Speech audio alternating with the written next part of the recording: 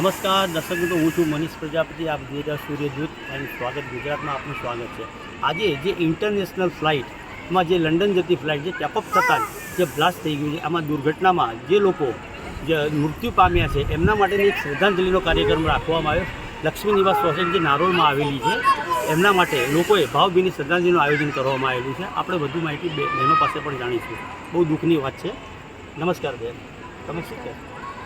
લક્ષ્મી નિવાસ પરિવાર તરફથી હું જે હોસ્પિટલમાં છે એના માટે પ્રાર્થના કરું છું કે એ હેમખેમ એમના ઘરે પહોંચે, અને જે લોકો આ દુનિયામાં નથી એમના માટે હું આંખ બંધ કરીને પ્રાર્થના કરું છું.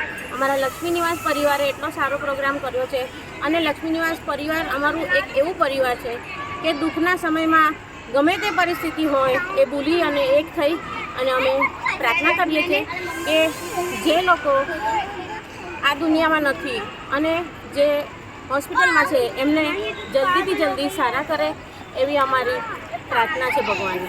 બહુ સારી વાત છે કે આજે જે નારોલમાં આવેલી લક્ષ્મી નિવાસમાં આ સરસ મજાનું આવું ભાવભીનું આમંત્રણ કરવામાં આવ્યો છે પ્રોગ્રામ, અને નાના ભૂલકા બાળકો એ પણ શ્રદ્ધાંજલિ આપીને એમને આપી રહ્યા છે.